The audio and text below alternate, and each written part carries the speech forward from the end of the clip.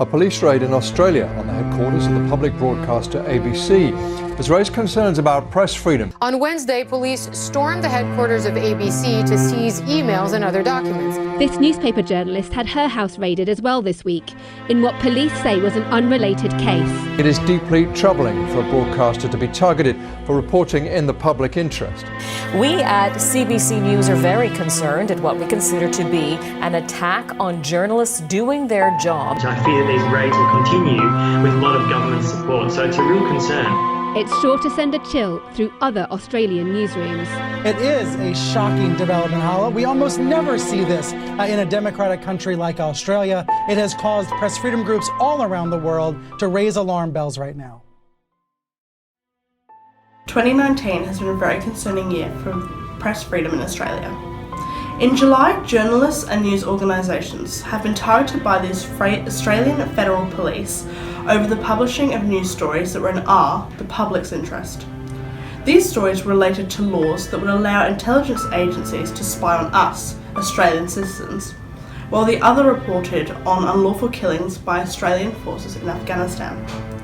These shameful raids are an act of intimidation and suppression. It is their actions that set an extremely menacing precedent that will no doubt pose a hugely significant threat to the freedom of our trusted news publications in our country.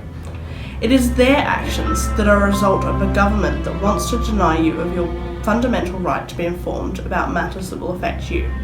And it is their actions that undermine our democracy, a democracy which relies on free and effective media news to ensure its survival.